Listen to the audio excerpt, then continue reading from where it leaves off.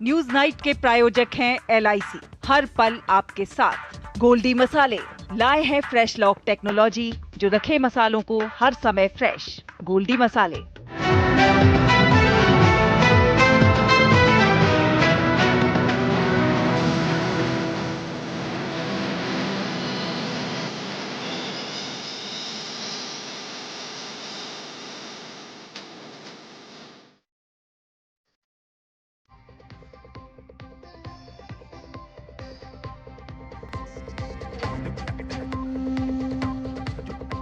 नमस्कार, news night में आप सभी का स्वागत है। मैं हूं निखिल सिंह और न्यूज नाइट में हम बात करेंगे प्रधानमंत्री नरेंद्र मोदी के चीन दौरे की। इस पर विस्तार से बात होगी। प्रधानमंत्री मोदी की चीन के राष्ट्रपति शी जिनपिंग से मुलाकात हुई है। किन मायनों में महत्वपूर्ण है ये मुलाकात, क्या है इसके मायने, इससे जुड़ी खबर हम आपको दिखाएंगे। इसके हर एंगल पर बात करेंगे। साथ ही साथ बात होगी SCO समिट में क्या कुछ खास हो रहा है और कल रूस के राष्ट्रपति पुतिन के साथ PM मोदी की मुलाकात का क्या हो सकता है एजेंडा, इस पर भी हम आपको जानकारी देंगे। साथ ही साथ आपको बताएंगे कि मन की बात की 125वीं कड़ी में प्रधानमंत्री मोदी ने स्वदेशी को बताया है विकसित और आत्मनिर्भर भारत का मंत्र। इससे जुड़ी खबर विस्तार से हम आपको दिखाएंगे, बताएंगे मौसम का भी हाल। लेकिन सबसे पहले हेडलाइंस। चीन के राष्ट्रपति शी जिनपिंग ने किया शंघाई शिखर सम्मेलन में प्रधानमंत्री नरेंद्र मोदी का स्वागत। प्रधानमंत्री SCO सम्मेलन को करेंगे संबोधित। रूस के राष्ट्रपति पुतिन के साथ भी होगी द्विपक्षीय बैठक। चीन और भारत विकास के साझेदार, प्रतिद्वंदी नहीं। प्रधानमंत्री मोदी और चीन के राष्ट्रपति शी जिनपिंग के बीच द्विपक्षीय बैठक। कहा विवादों में नहीं, बदलने चाहिए मतभेद।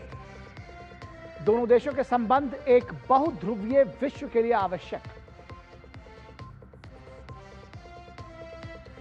प्रधानमंत्री ने मन की बात कार्यक्रम में फिर दिया वोकल फॉर लोकल का मंत्र। स्वदेशी को बताया विकसित और आत्मनिर्भर भारत का आधार। साथ ही प्रतिभा सेतु से लेकर सोलर क्रांति तक का किया जिक्र।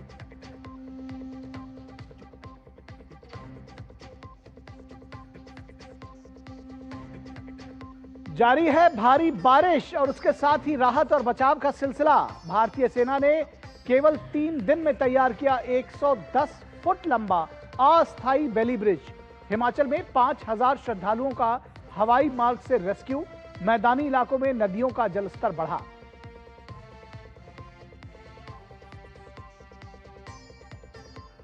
और एशिया कप हॉकी में भारतीय टीम की जीत का सिलसिला जारी। जापान को रोमांचक मुकाबले में 3-2 से हराकर दर्ज की लगातार दूसरी जीत। कप्तान हरमनप्रीत सिंह ने किए 2 गोल।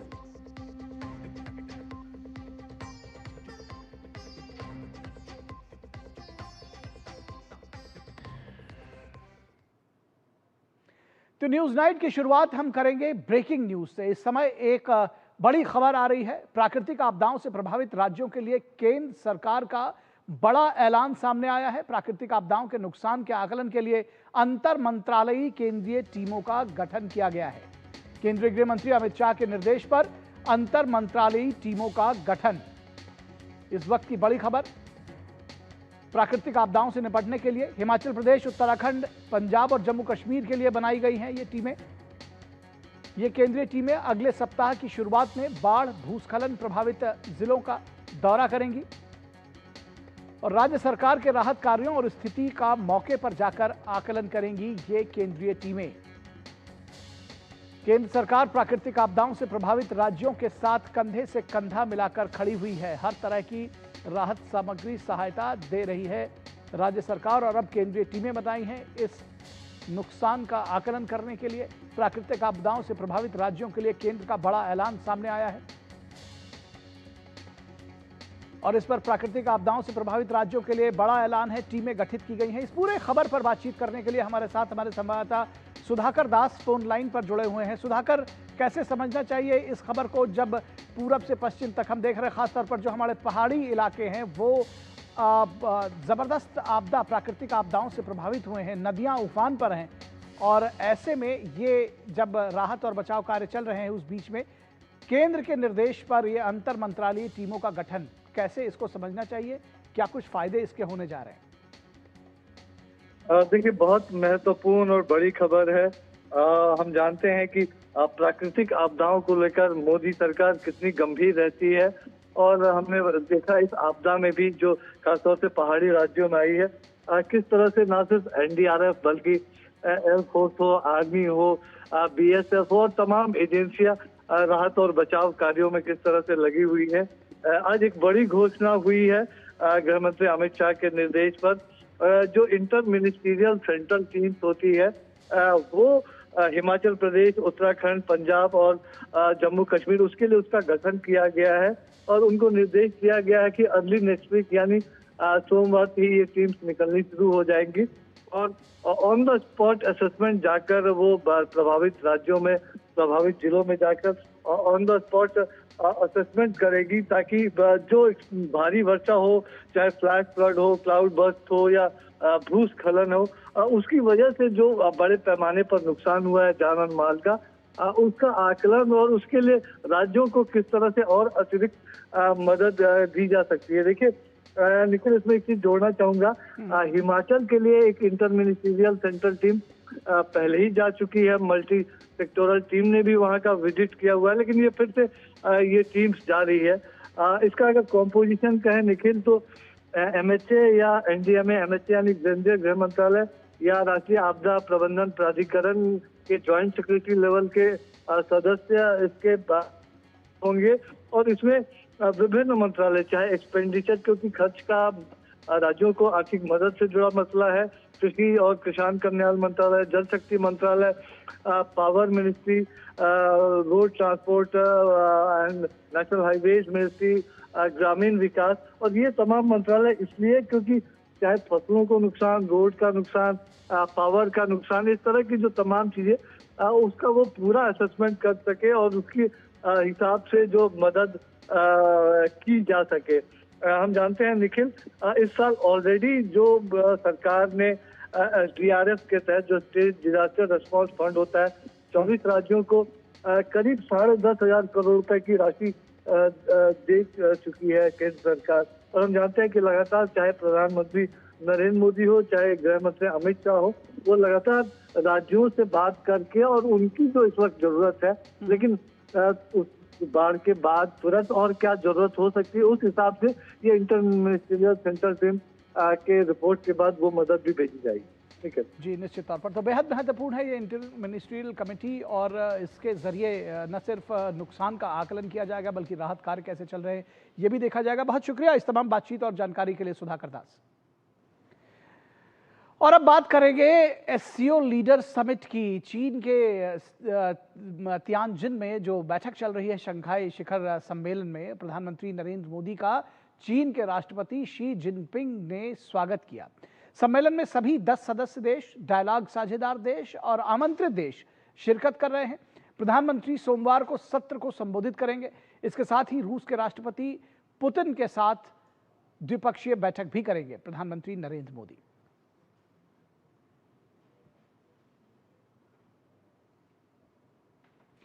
तो इस बारे में जानकारी दी है विदेश मंत्रालय ने कि प्रधानमंत्री सोमवार को सत्र को संबोधित करेंगे और इसके साथ ही रूस के राष्ट्रपति व्लादिमीर पुतिन के साथ द्विपक्षीय बैठक करेंगे। विदेश सचिव विक्रम मिस्री ने इस बात की जानकारी दी है और बताया है कि दोनों नेताओं ने द्विपक्षीय संबंधों के विकास के लिए कुछ रणनीतिक दिशा निर्देश भी निर्धारित किए हैं।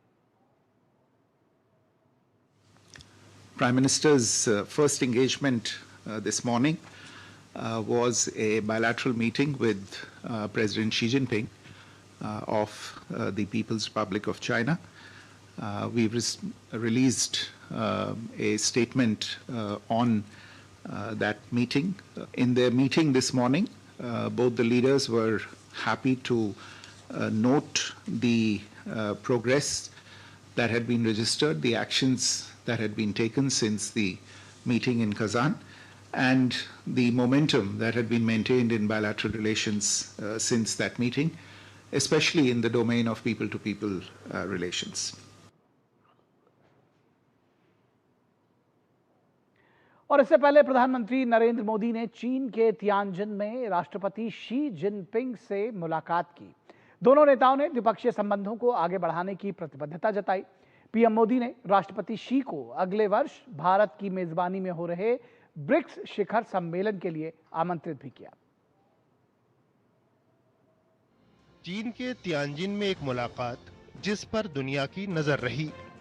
इस बैठक में प्रधानमंत्री नरेंद्र मोदी और चीन के राष्ट्रपति शी जिनपिंग ने पिछले वर्ष कजान में हुई बैठक के बाद रिश्तों में तेजी से हुई प्रगति का स्वागत किया।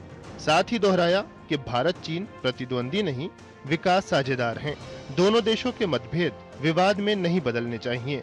पीएम ने भारत और चीन की रणनीतिक स्वायत्तता का जिक्र करते हुए कहा कि दोनों देशों के रिश्तों को तीसरे देश के लेंस से नहीं देखा जाना चाहिए।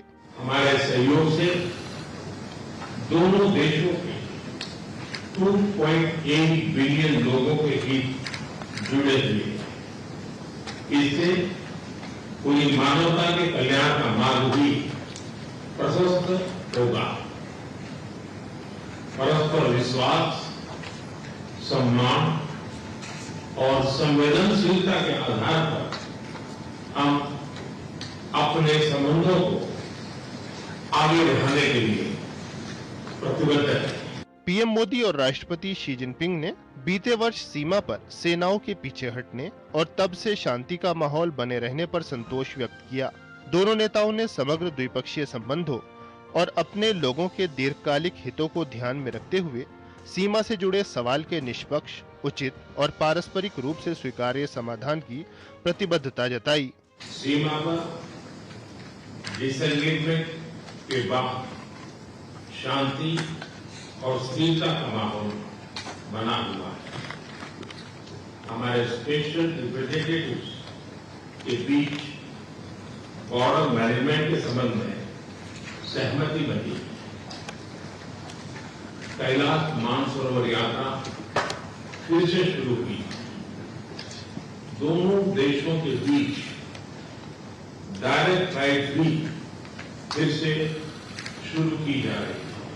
दोनों नेताओं ने विश्व व्यापार को स्थिर रखने में भारत और चीन की अर्थव्यवस्थाओं की भूमिका को रेखांकित किया। साथ ही द्विपक्षीय व्यापार और निवेश संबंधों के विस्तार और घाटा कम करने के लिए राजनीतिक और रणनीतिक दिशा से आगे बढ़ने की आवश्यकता पर बल दिया।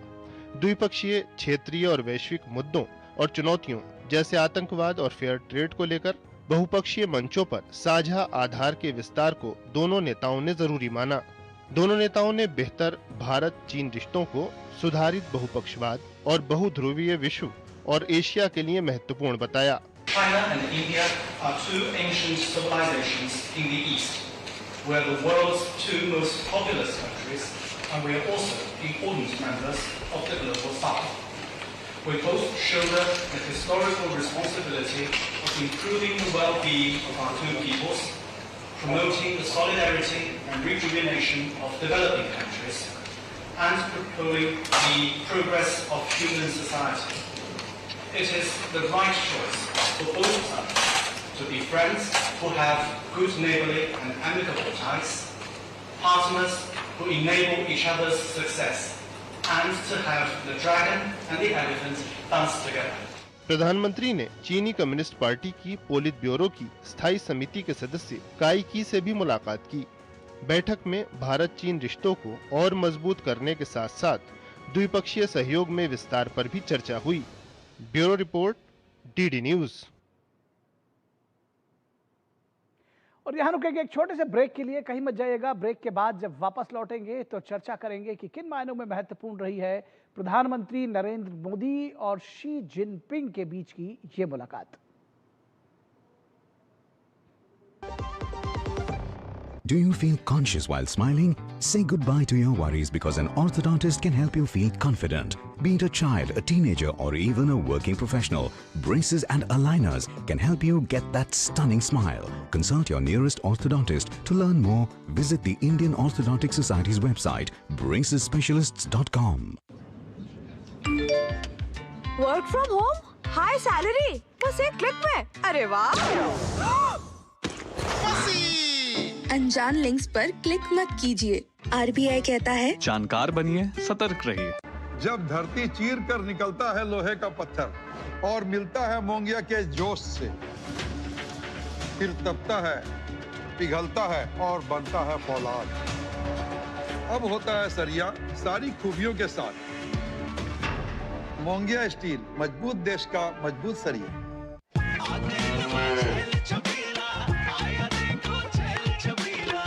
एक कपिला, अरे भाई सब एक ही जैसा होता है। ये लो साधारण पशु आहार।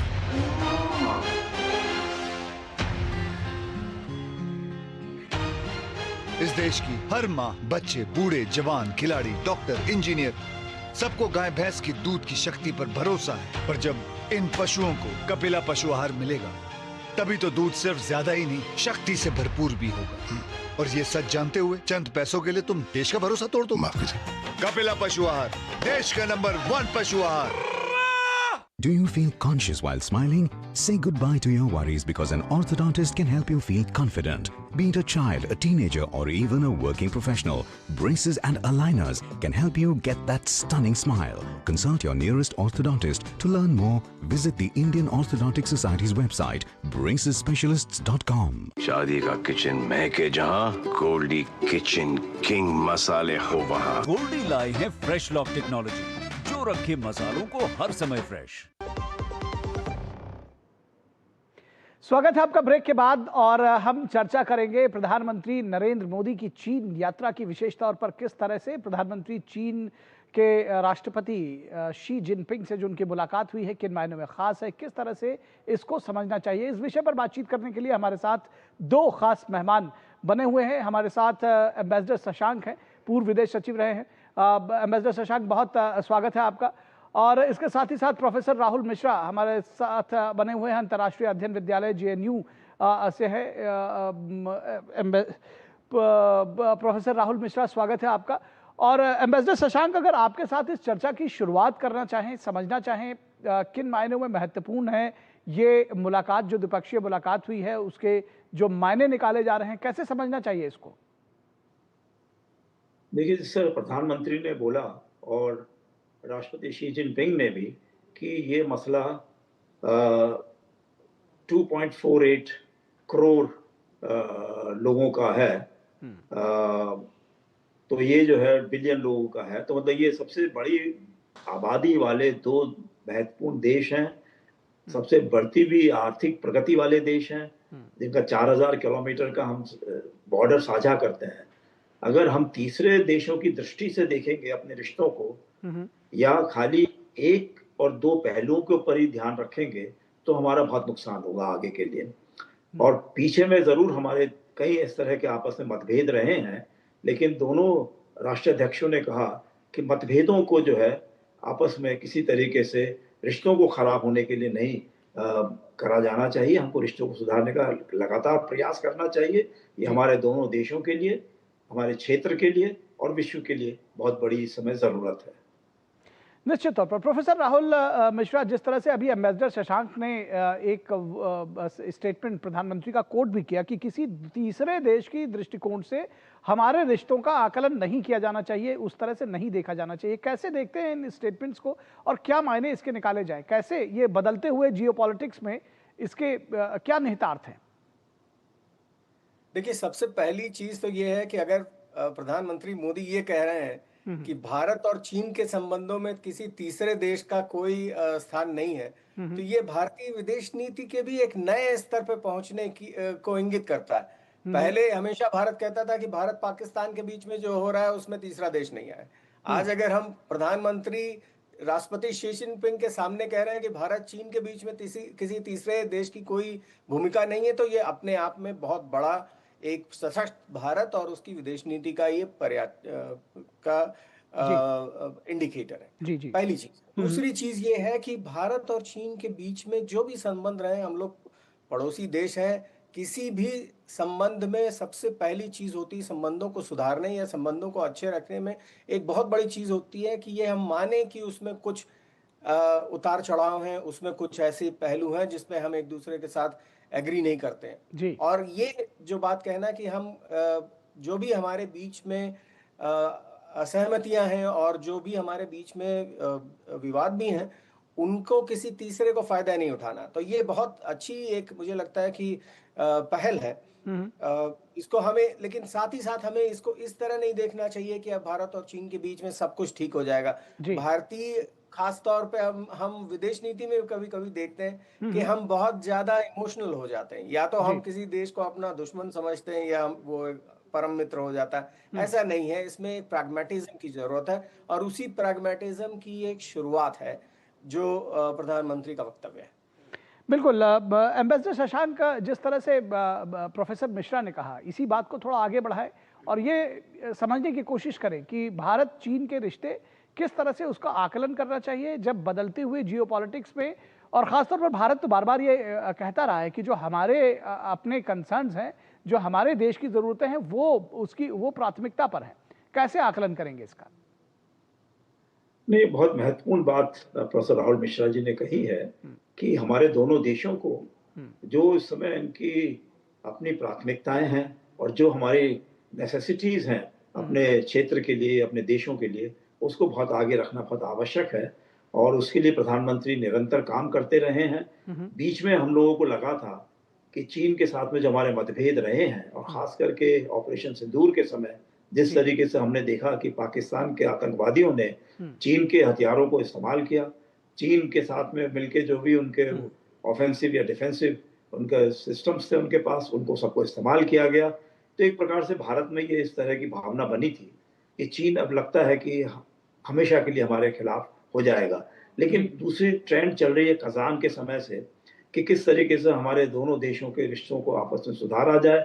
जो इस तरह की भी हमारी संस्थाएं इस तरह की हैं, चाहे SCO हो, शंघाई कोऑपरेशन ऑर्गेनाइजेशन, चाहे ब्रिक्स हो, चाहे एक पुराने ज़माने में डिस्कशन होता था RIC का, तो उनमें क्यों नहीं उन सब संस्थाओं को भी फिर से इस तरह का रखा जाए कि कम से कम आपस में बातचीत तो जारी रहनी चाहिए। क्योंकि ये जिस प्रकार से युद्ध की इस समय स्थिति बनी हुई है भयावह यूरोप के अंदर, और बार बार कहा जा रहा है खासकर अमेरिका से कि ये सब जो है भारत जो है इसके लिए सबसे महत्वपूर्ण देश है, इसलिए भारत के ऊपर सबसे ज्यादा हमको टैरिफ्स लगाने हैं, सबसे ज्यादा कष्ट भारत को देना है, भारतीयों को देना है। तो इसके लिए आवश्यकता ये है कि भारत फिर से अपने पुराने खासकर एक ओनली अमेरिकन टिल्ट और एक प्रो वेस्ट टिल्ट जो हम लोगों ने देखा पिछले कुछ समय में, वो खत्म होना चाहिए। और हमारी जो पुराने से हमेशा से हमारी प्राथमिकता रही है कि इंडिया फर्स्ट, आत्मनिर्भरता भारत के लिए, इसमें हमको जो है, जो हमको रूस से मदद मिली है, हमारा परमानेंट हमेशा से स्थायी सदस्य देश रहा है मदद करने में, वेपन देने में, टेक्नोलॉजी देने में, और जिस तरीके से तेल वगैरह जो भी हमारे यहाँ फर्टिलाइजर चाहिए थे और भी आइटम फूड वगैरह चाहिए था, सब उन्होंने दिया है। तो वो ध्यान में रखना चाहिए। चीन ने जो है आगे के रिश्तों को आगे सुधारने के लिए जिस तरह से पहल की है, मानसरोवर यात्रा की बात हुई है, हमारे बायलैटरल प्लेन सर्विसेज की बात हुई है, और बहुत जबरदस्त वीसा सहूलियत करने की बात है, यानी पीपल टू पीपल रिलेशन बढ़ाने की बात है। तो हम समझते हैं कि ये बहुत महत्वपूर्ण मुद्दे थे जो किसी तरीके से अलग हट गए थे। मैं तो ये बल्कि मानता हूं कि जो एक RCEP करके एक इंडो पैसिफिक में रीजनल हमारे इकोनॉमिक एंड कमर्शियल पार्टनरशिप की बात चल रही थी, जिसमें अभी भी द्वार खुले हुए हैं भारत की सदस्यता के लिए, उसको फिर से देखना चाहिए हमको। क्योंकि अगर सप्लाई चेन्स हमारी नहीं बनती हैं इंडो पैसिफिक में और अफ्रीका के साथ में और लैटिन अमेरिका के साथ में, तो फिर हम निर्भर करते रहेंगे कुल चुने हुए देशों के ऊपर जिनकी प्राथमिकता हमारी प्राथमिकता मिलती नहीं है। उनकी प्राथमिकता ये है कि जैसे अमेरिका या वेस्ट, वो इस समय जो बहुत ही कोलैप्स की निगाह पे दिशा में पहुंच गए हैं। हमको नहीं मालूम है, लेकिन उनको मालूम है कि किस तरीके से चीन आगे बढ़ रहा है, भारत आगे बढ़ रहा है, बाकी सब देश भी, ग्लोबल साउथ भारत को इतनी इज्जत से देख रहे हैं जब से हमारा वैक्सीन मैत्री कार्यक्रम चला है जी। तो वो चाहते हैं कि ये भारत और चीन को किसी तरीके से दबा के रखा जाए। भारत को तो बिल्कुल भी नहीं बढ़ने देना आगे। तो हमें कोशिश करनी है कि किस तरीके से एक नई नीतियां बनाई जाएं ताकि चीन और रूस के साथ तो दोस्ती रहे, लेकिन साथ ही साथ हमको अमेरिका और वेस्ट के साथ रिश्ते खराब नहीं करने हैं। उनको भी मैसेज देना है कि हम तैयार हैं कि किस तरीके से अगर आप हमको सहूलियत देंगे, हमारे साथ में आगे बढ़ना चाहेंगे, तो हम भी आगे बढ़ेंगे। ठीक बात है। प्रोफेसर राहुल मिश्रा, ये जो गलवान की घटना थी, अगर देखा जाए तो वो दौर था जब एक्सट्रीम लो रिश्ते थे भारत और चीन के। उसके बाद से जब जो कॉन्फिडेंस बिल्डिंग या जिस डिसएंगेजमेंट की बात हो रही है, एससीओ समिट और उसके साथ साथ प्रधानमंत्री नरेंद्र मोदी का प्रेसिडेंट शी के साथ ये बातचीत, आपको लगता है कि ये टेंशन डिफ्यूज करने के लिए या एक बार दोबारा ट्रैक पर आने के लिए बहुत महत्वपूर्ण माइलस्टोन है? इसको कैसा आकलन करेंगे इसका? देखिए, डिसएंगेजमेंट का इसमें दो चीजें हैं, दो पैरेलल ट्रैक पर चीजें चल रही हैं। एक है शंघाई कोऑपरेशन संगठन जो है, एससीओ की जो शिखर वार्ता है, उसमें भारत की भूमिका।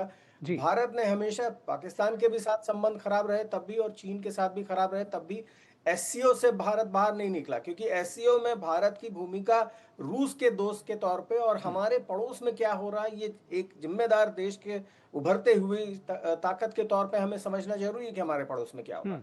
तो ये एक पहली चीज है। एससीओ में भारत हमेशा रहेगा, चीन दोस्त रहे या दुश्मन।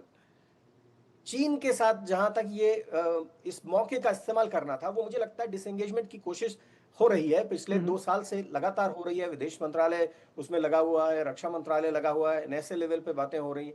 लेकिन प्रधानमंत्री का दोनों देशों के शीर्ष नेताओं का आपस में मिलना और इससे डिफ्यूज करने की जो कोशिश है, मुझे लगता है कि इसके परिणाम जो है वो सकारात्मक आएंगे। लेकिन जैसा प्रधानमंत्री के वक्तव्य में भी मुझे लगा कि ये एक ग्रेजुअल प्रोसेस है, स्टेप बाय स्टेप ही हम इस पे चलेंगे।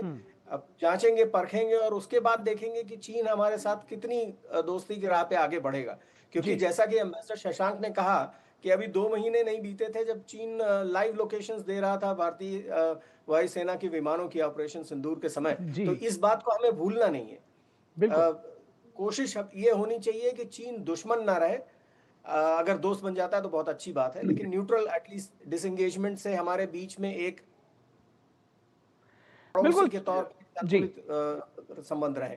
जी बिल्कुल, शांति और सहअस्तित्व का ये दौर है। प्रधानमंत्री नरेंद्र मोदी भी बार बार इस बात को कहते रहे कि अब युद्ध का नहीं, हम तो बुद्ध के देश हैं।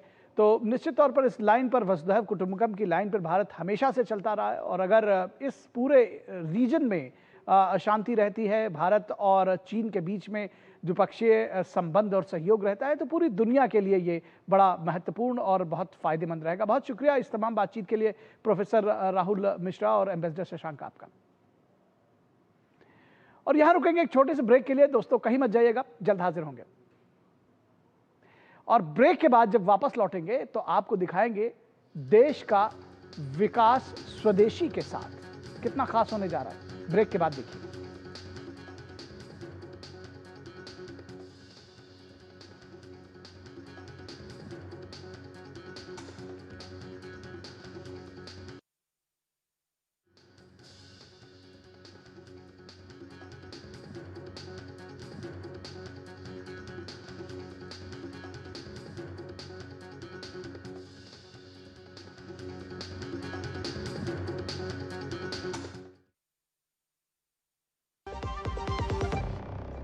मलेरिया का कारण रुके हुए पानी में पैदा होने वाला एनोफिलीज मच्छर।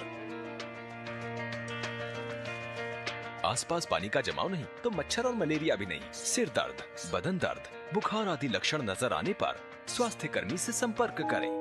गर्भवती महिलाओं और बच्चों के लिए विशेष सावधानी जरूरी है।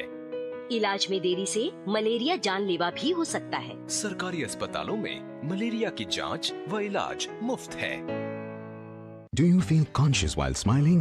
Say goodbye to your worries because an orthodontist can help you feel confident. Be it a child, a teenager or even a working professional, braces and aligners can help you get that stunning smile. Consult your nearest orthodontist. To learn more, visit the Indian Orthodontic Society's website, bracesspecialists.com.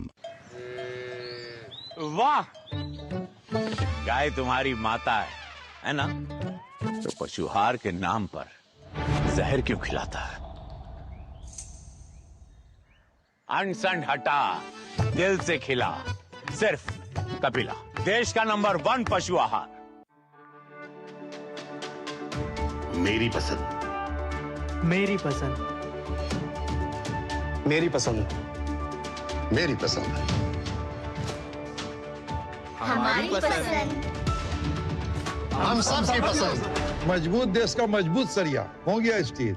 शादी का kitchen महके जहां, Goldy kitchen king मसाले हो वहां। गोल्डी लाई है fresh lock technology, जो रखे मसालों को हर समय फ्रेश।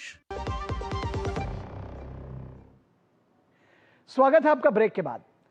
प्रधानमंत्री नरेंद्र मोदी ने मन की बात की 125वीं कड़ी में जीवन के छोटे छोटे अनुभवों से बड़े सबक सीखने, युवाओं को आगे बढ़ने के लिए प्रेरित करने और हर भारतीय को अपने योगदान की ताकत को समझने पर जोर दिया। प्रधानमंत्री मोदी ने दिखाया और उसको याद दिलाया कि बदलाव की शुरुआत हमेशा हमारे अपने प्रयासों से होती है। देखिए ये विशेष रिपोर्ट। प्रधानमंत्री नरेंद्र मोदी ने अपने मन की बात की 150वीं कड़ी में देश के विकास के लिए एक भारत श्रेष्ठ भारत की भावना, देश की एकता पर जोर देते हुए प्रतिभा सेतु से लेकर सोलर क्रांति तक का जिक्र किया। साथ ही वोकल फॉर लोकल का संदेश देते हुए त्योहारी सीजन में स्वदेशी अपनाने पर जोर दिया। प्रधानमंत्री ने मानसून के इस मौसम में प्राकृतिक आपदाओं के दौरान हुए नुकसान पर दुख जाहिर करते हुए राहत, बचाव और पुनर्वास के लिए प्रशासन और एजेंसियों की तत्परता की सराहना की। पीएम मोदी ने जम्मू कश्मीर के पुलवामा में पहली बार डे नाइट क्रिकेट मैच और श्रीनगर में आयोजित देश के पहले खेलो इंडिया वाटर स्पोर्ट्स फेस्टिवल पर बात करते हुए कहा कि इन खेलों के जरिए दशकों तक अलग थलग पड़ा जम्मू कश्मीर पूरे देश के साथ जुड़ रहा है। जम्मू कश्मीर के पुलवामा के एक स्टेडियम में रिकॉर्ड संख्या में लोग इकट्ठा हुए। यहाँ पुलवामा का पहला डे नाइट क्रिकेट मैच खेला गया। पहले ये होना असंभव था, लेकिन अब मेरा देश बदल रहा है। दूसरा आयोजन जिसने ध्यान खींचा वो है देश में हुआ पहला खेलो इंडिया वाटर स्पोर्ट्स फेस्टिवल, और वो भी श्रीनगर की डल झील पर हुआ। सचमुच ऐसा उत्सव आयोजित करने के लिए ये कितनी खास जगह है। इसका उद्देश्य है जम्मू कश्मीर में वाटर स्पोर्ट्स को और लोकप्रिय बनाना। इसमें पूरे भारत से 800 से अधिक एथलीट्स ने हिस्सा लिया। प्रधानमंत्री ने मन की बात में यूपीएससी सिविल सर्विसेज परीक्षा में मामूली अंतर से असफल हुए अभ्यर्थियों के लिए एक नई उम्मीद की किरण का उल्लेख करते हुए कहा कि अब ऐसे होनहार विद्यार्थियों के लिए भी प्रतिभा सेतु नामक एक डिजिटल प्लेटफॉर्म बनाया जाएगा। प्रतिभा सेतु में उन उम्मीदवारों का डेटा रखा गया है जिन्होंने यूपीएससी की अलग अलग परीक्षाओं के सभी चरण पास किए, लेकिन अंतिम मेरिट लिस्ट में उनका नाम नहीं आ पाया। इस पोर्टल पर 10,000 से ज्यादा ऐसे होनहार युवाओं का डेटा बैंक मौजूद है। कोई सिविल सर्विस की तैयारी कर रहा था, कोई इंजीनियरिंग सर्विस में जाना चाहता था, कोई मेडिकल सर्विसेज के हर पड़ाव को पार कर चुका था, लेकिन फाइनल में उसका सिलेक्शन नहीं हुआ। ऐसे सभी उम्मीदवारों की जानकारी अब प्रतिभा सेतु पोर्टल पर उपलब्ध कराई जा रही है।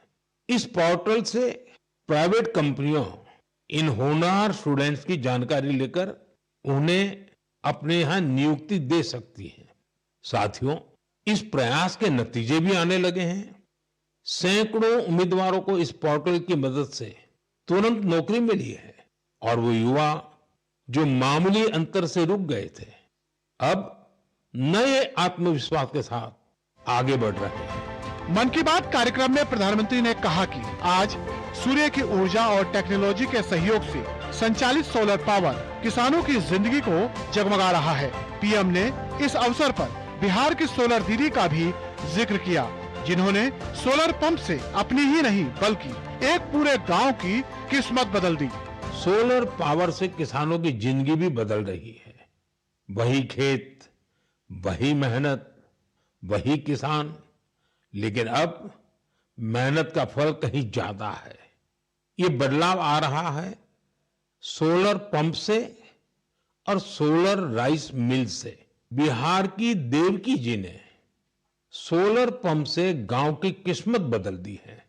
मुजफ्फरपुर के रतनपुरा गांव के रहने वाली देवकी जी को लोग अब प्यार से सोलर दीदी कहते हैं। बिहार के मुजफ्फरपुर के निवासी देवकी देवी ने मन की बात कार्यक्रम में अपने नाम का जिक्र होने पर खुशी जाहिर की।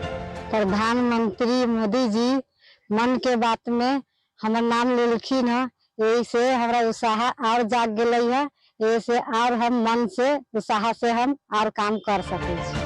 पीएम मोदी ने 15 सितंबर को इंजीनियर्स डे और 17 सितंबर को विश्वकर्मा जयंती की शुभकामनाएं दी। पीएम ने कहा कि अगले महीने सितंबर में हम हैदराबाद लिबरेशन डे भी मनाएंगे। ये वही महीना है जब हम उन सभी वीरों के साहस को याद करते हैं जिन्होंने ऑपरेशन पोलो में हिस्सा लिया था। साथ ही प्रधानमंत्री ने भारतीय संस्कृति की व्यापकता का जिक्र करते हुए कहा कि आप दुनिया के किसी भी कोने में चले जाएं, वहां आपको भारतीय संस्कृति का प्रभाव देखने को जरूर मिलेगा। Bureau report, DD news. तो प्रधानमंत्री नरेंद्र मोदी ने मन की बात के अपने संबोधन में एक ऐसे विषय पर जोर दिया जो दरअसल हमारे देश को विकसित और आत्मनिर्भर बनाने के हमारे स्वप्न को साकार करने में बड़ी भूमिका निभा सकता है।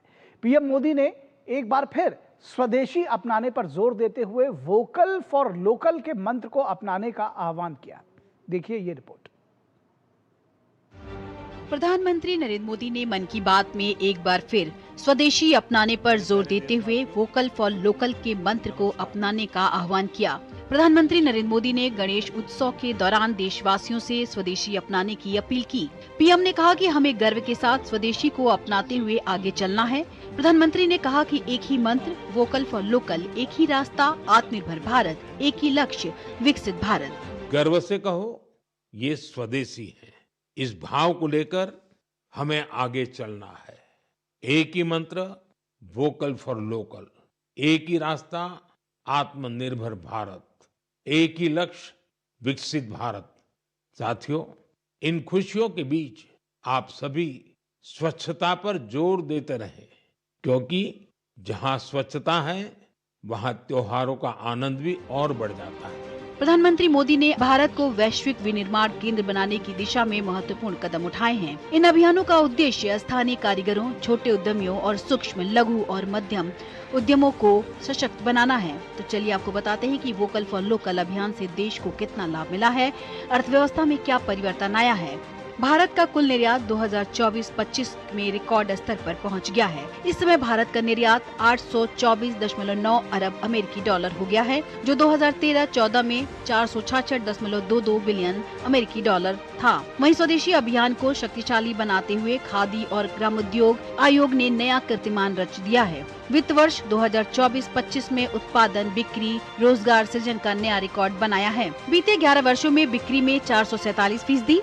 उत्पादन में 347% और रोजगार सृजन में 49.23% वृद्धि दर्ज की गई है। वित्त वर्ष 2013-14 की तुलना में बिक्री में 399.69% और उत्पादन में 314.79% की वृद्धि हुई है। वहीं खिलौना बाजार पर भी भारतीय उत्पादों का दबदबा बन रहा है। 2024 में भारत में खिलौना बाजार 1.72 बिलियन अमेरिकी डॉलर का आंका गया है, जिसके 2028 तक 4.97 बिलियन अमेरिकी डॉलर तक पहुंचने का अनुमान है। वित्तीय वर्ष 2014-15 की तुलना में 2022-23 में खिलौनों की आयात में 52% की कमी आई है। 2022-23 में खिलौनों के निर्यात में 239% की शानदार वृद्धि देखने को मिली है। घरेलू बाजार में उपलब्ध खिलौनों की गुणवत्ता में भी लगातार सुधार हो रहा है। स्वदेशी खिलौना उत्पादन के लिए चन्नापटना, कोंडापल्ली और वाराणसी जैसे खिलौना क्लस्टरों को बढ़ावा दिया जा रहा है। वहीं बात करें इलेक्ट्रॉनिक्स की, तो पिछले 11 वर्ष में भारत में इलेक्ट्रॉनिक्स के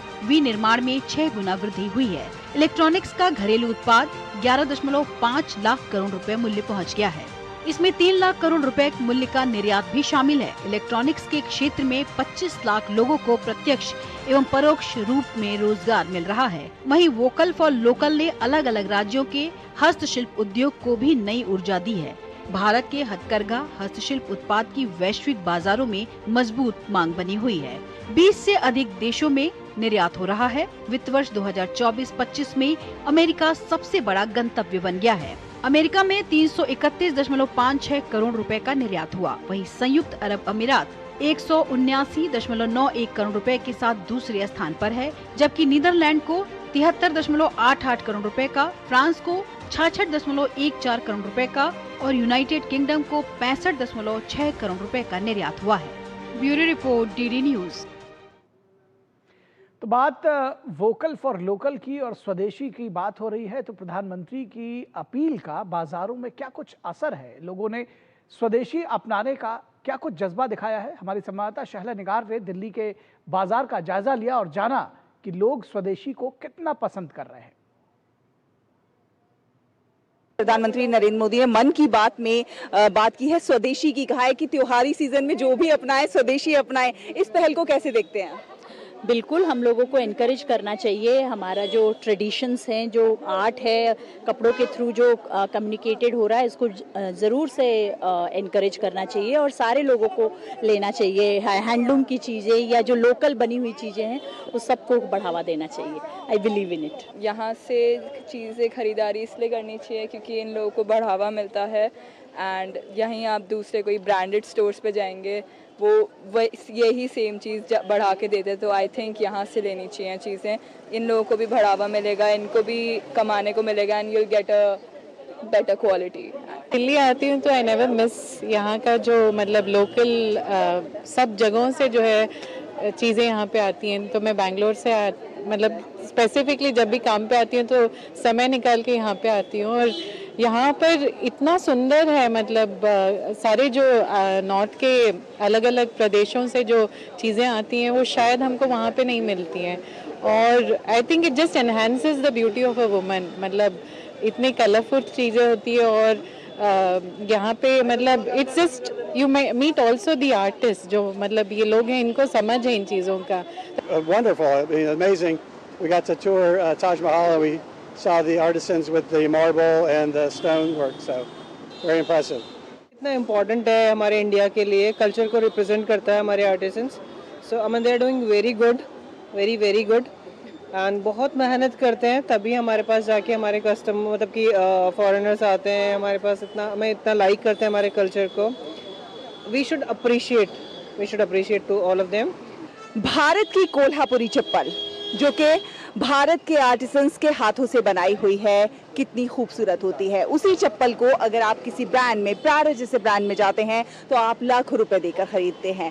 तो ये खूबसूरती है हमारे देश के आर्टिसंस के हाथों की। अगर हम अपने देश की आर्टिसंस के जो यहाँ के लोग हैं, कारीगर हैं, उनके हाथों की बनी चीज़ों को खरीदेंगे तो कहीं ना कहीं हम उन्हें बढ़ावा देंगे। और इसीलिए प्रधानमंत्री नरेंद्र मोदी ने कहा कि एक ही मंत्र, वोकल फॉर लोकल, एक ही रास्ता, आत्मनिर्भर भारत और एक ही लक्ष्य, विकसित भारत। कैमरा पर्सन राधे कृष्णा के साथ मैं शहला निगार, डीडी न्यूज के लिए। तो एक ही मंत्र, वोकल फॉर लोकल। और न्यूज 9 में फिलहाल रुकेंगे एक छोटे से ब्रेक के लिए, लेकिन ब्रेक के बाद जब वापस लौटेंगे तो आपको दिखाएंगे दरकते पहाड़, मैदान में बाढ़।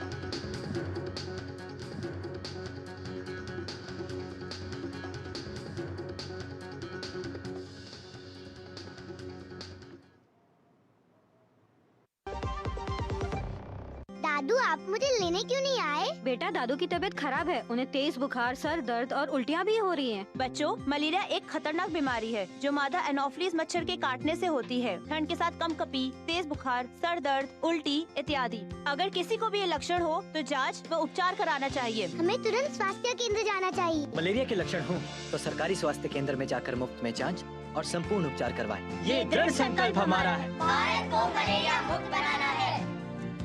LIC लाया है unit linked insurance plan index plus. जीवन बीमा पाइए और निफ्टी स्टॉक्स के साथ अपने मार्केट रिटर्न्स को तेजी से बढ़ाइए। इस अट्रैक्टिव कॉम्बिनेशन के साथ अपना कल सुरक्षित कीजिए। सिर्फ 2500 रुपए मंथली प्रीमियम से शुरुआत कीजिए। आज ही LICindia.in पर जाएं।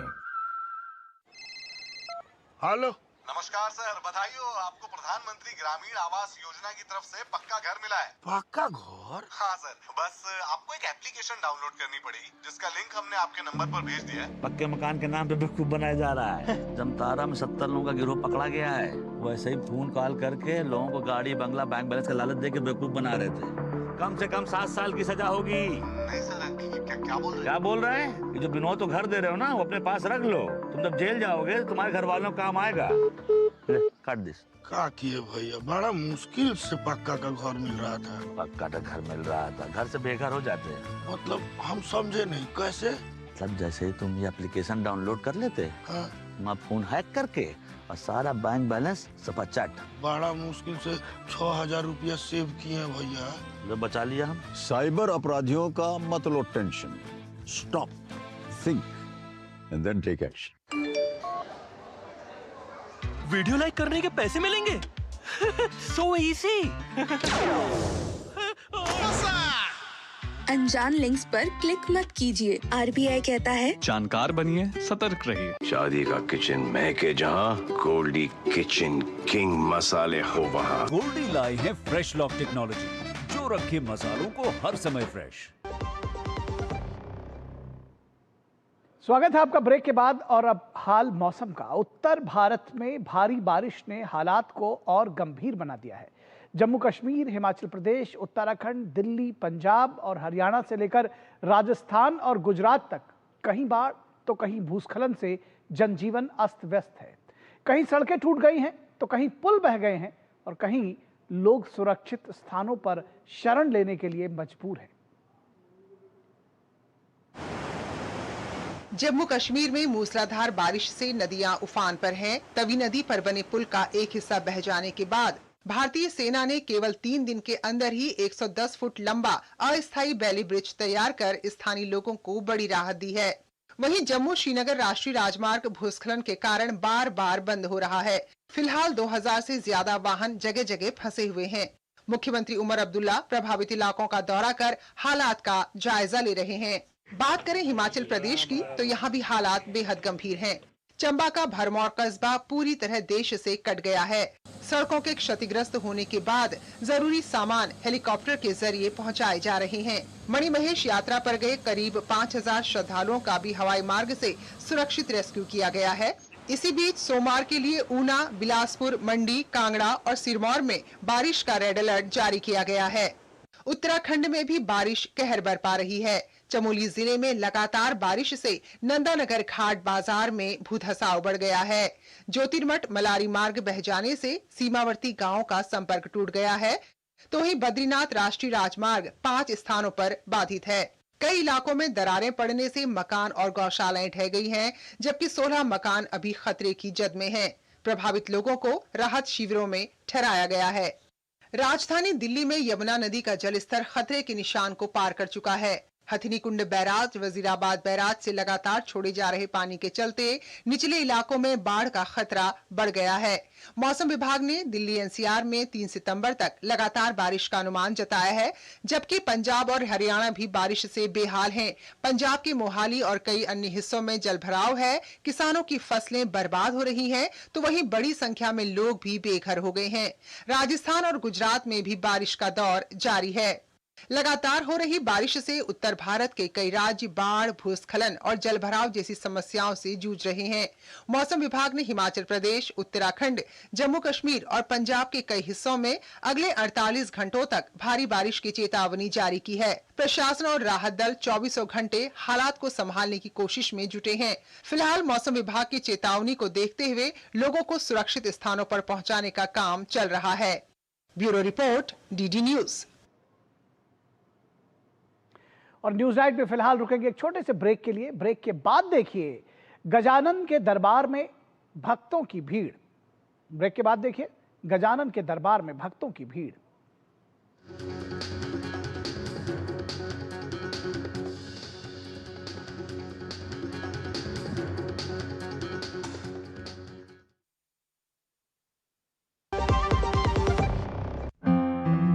चार 5 दिनों से तेज बुखार है।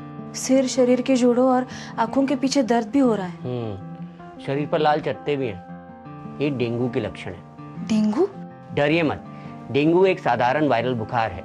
उपयुक्त इलाज व तरल पदार्थ लेने पर घर पर ही ठीक हो जाता है। बहुत कम मामलों में बुखार के उतरने के बाद भी रक्तस्राव या बीपी कम होने पर अस्पताल में भर्ती होने की जरूरत होती है। डेंगू के लक्षण देखते ही डॉक्टर से मिलें, खून की जांच करवाएं और डेंगू से बचें।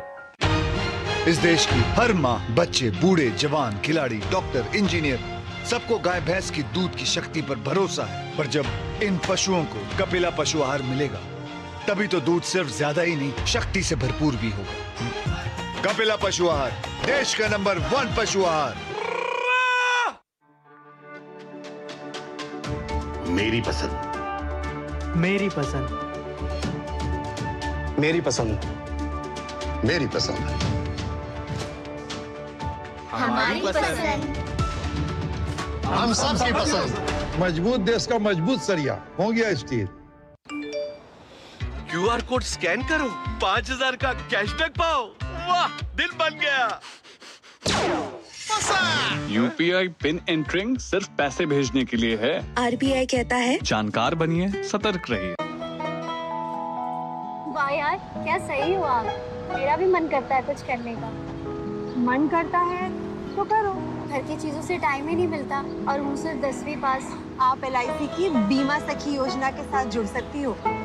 मैं LIC एजेंट बन सकती हूँ। पूरी ट्रेनिंग भी मिलेगी, मंथली स्टाइपेंड भी मिलेगा। स्टाइपेंड भी? ऊपर से कमीशन अलग। LIC बीमा सखी योजना से जुड़ने के लिए अपनी नजदीकी LIC शाखा से संपर्क करें। LIC बीमा सखी योजना, अपनी शुरुआत अपने हिसाब से। ब्रेक के बाद एक बार फिर आप सभी का स्वागत है और बात करेंगे गणेश उत्सव की। देश भर में जो पूरे श्रद्धा और उत्साह के साथ मनाया जा रहा है। महाराष्ट्र के अलग अलग हिस्सों में गणेश उत्सव की धूम है और इसमें आम और खास सभी लोग हिस्सा ले रहे हैं।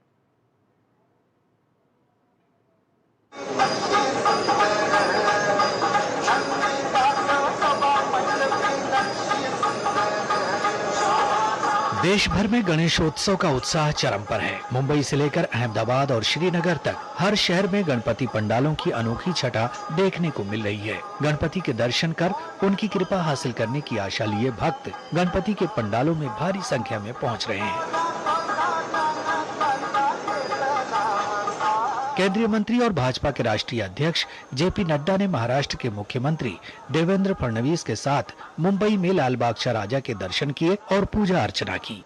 गणेश जी हमें नई स्फूर्ति, नई ऊर्जा, नई उमंग, नई ताकत देते हैं। उमंग ताकत के साथ साथ हमने मनोकामना की है कि प्रधानमंत्री मोदी जी के नेतृत्व में जिस तरीके से हम आत्मनिर्भर भारत, स्वदेशी से युक्त भारत, समर्थवान भारत, सुरक्षित भारत, समृद्ध भारत, विकसित भारत, इस ओर हम बढ़ने का प्रयास कर रहे हैं। इसमें गणेश जी का जो विघ्नहरी है वो विघ्न को दूर करें और पूरी ताकत हम सबको दें ताकि हम इस काम को 140 करोड़ का देश मोदी जी के नेतृत्व में विकसित भारत को अर्जित कर सके और सामर्थ्यवान भारत, आत्मनिर्भर भारत, स्वदेशी युक्त भारत बन सके। केंद्रीय गृह मंत्री अमित शाह ने गुजरात के अहमदाबाद में डिवाइन यूनिटी ग्रुप द्वारा आयोजित गणेश उत्सव में पूजा अर्चना की। वहीं झारखंड के राज्यपाल संतोष गंगवार ने रांची में केंद्रीय मंत्री संजय सेठ के आवास पर भगवान गणेश के दर्शन किए। गणेश चतुर्दशी का त्योहार चल रहा है। 10 दिन विघ्नहर्ता, कष्टहर्ता गणेश भगवान जब पृथ्वी पे आते हैं तो उल्लास ही उल्लास होता है। मेरे घर पे पिछले कई दशक से गणेश जी विराजते हैं और आज पंचमी का दिन है। महामहिम राज्यपाल महोदय आज पूजन करने आए थे, आरती उन्होंने की, राज्य के लोगों के लिए कामना की। तो गणेश भगवान हमेशा आशीर्वाद, और गणेश चतुर्दशी का पर्व तो दुनिया में जहां जहां सनातनी रहते हैं सब गणेश उत्सव मनाते हैं। जम्मू कश्मीर में श्रीनगर के हब्बा कदल क्षेत्र में कश्मीरी पंडित समुदाय की ओर से गणेश चतुर्थी समारोह का आयोजन किया गया, जिसमें बड़ी संख्या में लोग शामिल हुए। चेन्नई में भगवान गणेश की मूर्ति विसर्जन जुलूस में बड़ी संख्या में भक्त शामिल हुए। वहीं जबलपुर में पुलिस थाने की थीम पर बनाया गया पंडाल आकर्षण का केंद्र है। Bureau report, DD news.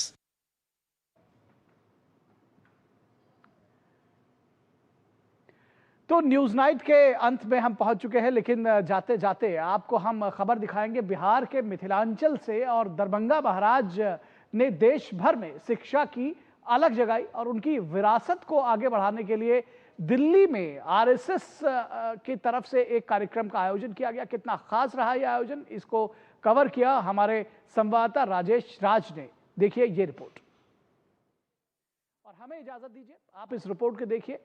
नमस्कार। भारत के आध्यात्मिक, सांस्कृतिक और राष्ट्र निर्माण में राज दरभंगा का योगदान विषय पर दिल्ली के एक 5 सितारा होटल में सेमिनार का आयोजन किया गया। इस मौके पर राज दरभंगा पुस्तक का विमोचन भी किया गया। इस मौके पर आरएसएस के सर कार्यवाह दत्तात्रेय होसवाले ने राज दरभंगा द्वारा शिक्षा के क्षेत्र में किए गए कार्य की प्रशंसा की।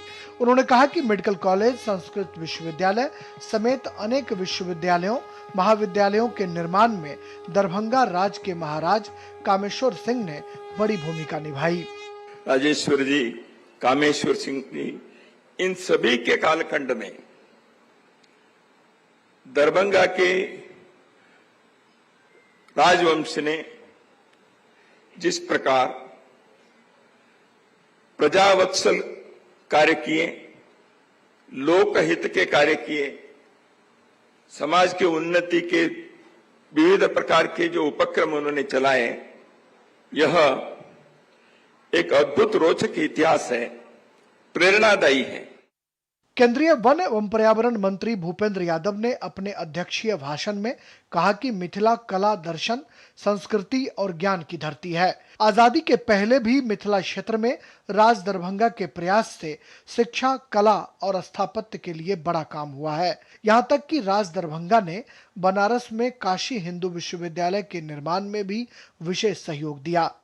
आजादी से पहले भी दरभंगा राज में स्थापत्य को लेकर, कला को लेकर, शिक्षा को लेकर बहुत सारा कार्य हुआ और मेरी उत्सुकता भी जगी। पंडित मदन मोहन मालवीय जी ने जिस बनारस हिंदू विश्वविद्यालय की स्थापना करी, उसके लिए मुक्त रूप से दरभंगा राज की तरफ से सहायता दी। दरभंगा मेडिकल कॉलेज खोला गया। बहुत दिनों से मैं सोचता था जो एक किताब का विमोचन हो जिसमें एक ओवरऑल जो क्या क्या कॉन्ट्रीब्यूशंस है उसमें आ जाए, वो भी हिंदी में हो। आज इच्छा पूरी हुई और संगोष्ठी भी हुई, सबने अच्छा बोला और थोड़ा सा सबको पता तो चला जो क्या क्या what all Darbhanga did for the nation building and all. इस मौके पर राज दरभंगा के युवराज कुमार अरिहंत सिंह का 18वां जन्मदिन भी मनाया गया। राज दरभंगा और दरभंगा महाराज का नाम तो आपने सुना ही होगा। स्वाधीनता आंदोलन हो या फिर शैक्षणिक संस्थाओं के निर्माण की कड़ी हो, इसमें राज दरभंगा की बड़ी भूमिका रही है। उसकी इसी भूमिका को स्थापित करने के लिए एक बार फिर से नई पीढ़ी को याद दिलाने के लिए इस सेमिनार का आयोजन किया गया है, जो आने वाली पीढ़ी के लिए नज़ीर साबित होगा। कैमरामैन पीयूष वर्मा के साथ राजेश राज, डीडी न्यूज़, दिल्ली।